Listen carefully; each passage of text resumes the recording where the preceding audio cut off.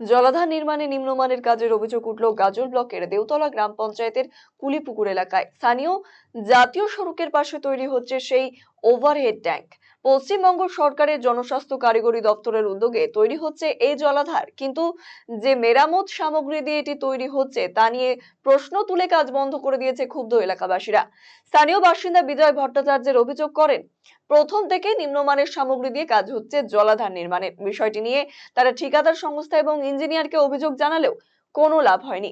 বাধ্য হয়ে কাজ বন্ধ করে দেওয়া হয়েছে। যদিও গোটা বিষয়টি খতিয়ে দেখার আশ্বাস দিয়েছে ব্লক প্রশাসন। দেখতে পাচ্ছেন সিমেন্ট গুলো হচ্ছে একদম ঢেলা ধরে গেছে। মানে কোনো নাই, মানে কারো কোনো তদারকি নাই, কিছু নাই। ইঞ্জিনিয়ার থেকে শুরু করে কেউ কিছু দেখে না। ঠিকাদাররাও এই সিমেন্ট গুলো দিয়ে মানে এইগুলা করছে, প্লাস্টার গুলো করছে। যে কোনো সময় ভেঙে পড়বে এটা, এই বিল্ডিং।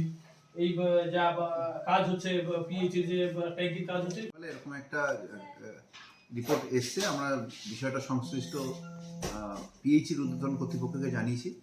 ওনারা মান পরীক্ষা করার জন্য আগামীকাল রিপোর্ট পেলে সেটাও আমরা জানাবো কর্তৃপক্ষ। আমাদের মিটিং হলো, জাস্ট আমরা মানে ফর্মাল মিটিং এক্ষুনি শেষ করলাম।